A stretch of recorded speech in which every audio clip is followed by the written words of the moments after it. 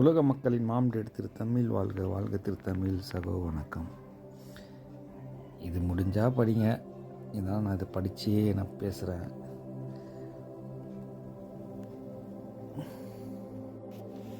அதாவது வாரணங்கள் 1000, எனக்குன்னா 10 கலர் தான் தெரியும் பேர் சொல்ல. ஆனால் வாரணம் 1000 பார்க்கும் பொழுது அது பேர் சொல்ல தெரியல. அதாவது நான் உணர்கிற விஷயத்த என்னால் உணர்த்த தெரியல. ஏன்னா அந்த அளவுக்கு நான் பெரிய படிப்பாலையும் கிடையாது, நல்ல ஞாபக சக்தி உள்ள அறிவாலையும் இல்லை. இருந்தாலும் சாதாரண ஒரு ஆளுக்கிட்ட இந்த 10ஆம் அவதாரம் என்ற விஷயத்தை நீ தான் அந்த 10வது அவதாரம் நீ தான் சொல்லுவ அப்படின்னு என்கிட்ட சொல்லும் பொழுது நான் முயற்சி பண்ணுறேன் உங்களுக்கு உணர்த்த. ஏன்னா இது உணர்வு சம்பந்தப்பட்ட விஷயம்.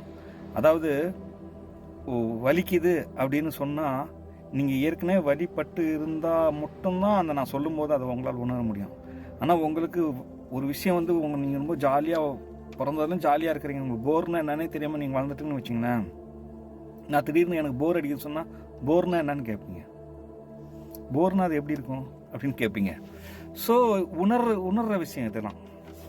நான் முடிஞ்ச வரைக்கும் அவ்வளோ நான் திறமசாலி இல்லை, இருந்தாலும் எனக்கு ரொம்ப தலைவலியாக இருக்குது. என்ன செய்ய, நீங்கள் கொஞ்சம் உங்கள் அறிவுக்கும் வேலை கொடுங்க. ஏன்னா தமிழ் எல்லோருக்குமான அப்பா அம்மா இருக்காங்க, மாம் டேட். அவங்கள நீங்கள் புரிஞ்சுக்கணும். ஏன்னா இன்னைக்கு நாள் ரொம்ப ஒரு அண்ணனுடைய சிறப்பான ஒரு நாள். மறுபடியும் ஒரு அவதாரம் எடுக்கிறார் அவர். ஸோ 6ஆம் அறிவு சொன்ன ஒரு விஷயத்த ப்ளஸ் 4 சேர்த்து நான் 10 அறிவுன்னு சொல்கிறேன். 10ஆம் அவதாரம் யார்? அப்போ ஏற்கனவே 9 பெற்றவர் யாரோ. இப்போ 9 அறிவு வந்திருக்குல்ல. இப்போ அந்த 9 அவதாரம் வந்திருக்குன்னா அப்போ அந்த 9 அவதாரத்தை கொடுத்ததுக்கு ஒரு மூலம் இருக்கும்ல, பேசிக். அப்போ அதுதானே 10. அப்போ கடைசியில் கலியுக காலத்தில் 10ஆம் அவதாரம் வருவாங்கன்னு சொல்கிறாங்களே, அதுதான் எல்லோருக்குமான மாம்டேட். அவரே உலக மக்களின் மாம்டேட். அப்போ இதில் உங்களுக்கு வாயால் சொல்ல முடியாது எல்லாருக்கும். ஆனால் சில செயல் எப்படி இருக்குன்னா, நீங்கள் நல்லா புரிஞ்சுங்க. இந்த பூமி இருக்குங்களே, நீங்கள் ரொம்ப தொலைவு நோக்கி போயிட்டு பார்த்தீங்கன்னா, ரொம்ப தூரத்துலன்னு பார்த்தீங்கன்னா ஒரு புள்ளியாக தான் தெரியும். கிட்ட வர வர வர வர அந்த புள்ளி அப்படியே பக்கத்தில் 10 தெரியும். பக்கத்தில் இருக்கிறது 1 போட்டுக்கிட்டு சுற்றிக்கிட்டே இருக்கும். அப்போ அந்த ஒரு 10 வடிவத்தில் தெரியும்.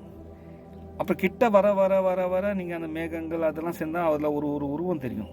அந்த மாதிரி அது ஏதோ ஒன்று சொல்கிற மாதிரியே இருக்கும், காட்டுற மாதிரியே இருக்கும். கிட்ட நெருங்க அதுக்குள்ளே தான் நம்மலாம் இருக்கிறோம். இன்றைக்கி இந்த நாளை அனுபவிச்சுட்டு இருக்கிறோம். ஸோ அந்த வடிவத்தில் தான் அவங்க சில விஷயங்கள் காட்டுவாங்க. இது 10ஆம் அவதாரம் அவதரிக்கும் காலம். அதனால் world most expense currency, small country தான், ஆனால் பிக் மணி, தினார். காலம் கலியுக காலத்துக்கு ஃபைட் மக்கள், அதாவது கலியுக காலத்துக்கு வெயிட் பண்ணுற மக்கள், அதாவது எதிர்பார்த்துட்டு இருக்கிற இந்த மக்கள்கிட்ட அந்த குவைட் நாட்டில் தான் நான் இப்போ நான் இதை பேசுகிறேன்னா, நான் அறிவு 6ன்னு படித்தது மும்பை. ஆனால் நான் தமிழன். அறிவு 6 + 4 10. இந்த 10ன்னு நான் பெற்றது குவைட். அது 2020 கொரோனா காலத்தில். ஒளி பதிவு செய்யும் காலம் ஒளியில் பயணம். அதாவது இப்போ நம்ம எதுவுமே இப்போ ஒளியில் பயணம் செய்கிறோம். முன்ன மாதிரிலாம் ஏமாற்ற முடியாது. ஒளி நம்மளை எங்கேனாலும் ஏதோ ஒரு இடத்துல சிடி கேமரா நம்ம பதிவு பண்ணிக்கிட்டே இருக்குது. அப்போ இந்த சினிமா கண்டுபிடிச்ச பிறகு அந்த ஒளின்னு இது பார்த்தீங்கன்னா, தமிழ்நாட்டு சினிமா தான் ரொம்ப டிஃப்ரெண்ட்டாக இருக்கும். நீங்கள் படிச்சிங்கன்னா தெரியும், பார்த்தீங்கன்னா தெரியும். இதில் நோ ஸ்மோக்னு ஒரு ஸ்டைலு, ஒரு super star MGR. Smoke style பண்ணி வந்த ஒரு சூப்பர் ஸ்டார் ரஜினிகாந்த். இவங்க பார்த்தீங்கன்னா மலையாளம் மராத்தி, மகாராஷ்டிரா ராம்ராஜ், ராமச்சந்திரன், ரஜினி, கண்டி, கர்நாடக், கேரளா. இது இணைப்பு பாருங்க.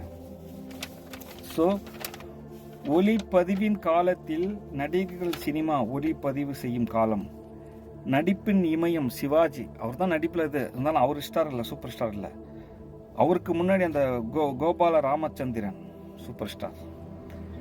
ரஜினி கமல் மலரும் காலத்து, அதுவும் கமலுக்கு முன்னாடி தான். அந்த சிவாவும் கமலும் தமிழர்கள். கமல் மலரும் ஆண்டவன் உலக நாயகன் மீண்டும் வரார் காலம், கலியுக் காலம். இப்போ நீங்கள் நினச்சி கூடாதே உடனே கமலஹாசனை தான் நான் அந்த காலத்தில் அவர் தான் கலியுக அவதாரம் அப்படி நான் சொல்ல வரல. அந்த பெயர்கள் எல்லாம் அந்த ஒரு அடையாளத்தை கொடுக்குற அந்த காலம். இப்போ எப்படி என்ன நடக்குது இந்த காலத்தில்? இந்த காலத்தில் தான் நீங்கள் தேடிட்டு இருக்கீங்க 10வது அவதாரத்தை. அதனால உங்களுக்கு யாரும் கிடைக்கல. அதனால சினிமாவில் இருக்கிறவங்களையே உலக நாயகன்னு ஆக்குறீங்க. அந்த மாதிரி நடந்துட்டு இருக்கு. காரணம் நீங்கள் ஏன் தேடுறீங்கன்னா, நீங்கள் எல்லாம் 7வது ஜென்மத்தில் சுற்றிக்கிட்டே இருக்கிறீங்க. அந்த மறுபடியும் சுழற்சி முறையில் தேடிட்டு வரும்போது இந்த 7வது ஜென்மத்துக்கு வரும்பொழுது எல்லாம் மறந்துடுறீங்க. அப்போ உங்களுக்குள்ளே நீங்கள் தேடுறதுனால தான், அந்த தேடல் இருக்கிறதுனால தான் இதெல்லாம் நடந்துட்டு இருக்கு. ஏன்னா இந்த காலத்தில் அந்த 10ஆம் அவதாரம் என்ற ஒரு விஷயம் வந்துட்டாங்க. எல்லோருக்குமான மாம் டேட், அவங்க தான் எல்லோருக்கும் மாமன். அவங்கள பற்றி நான் பேசுகிறேன்.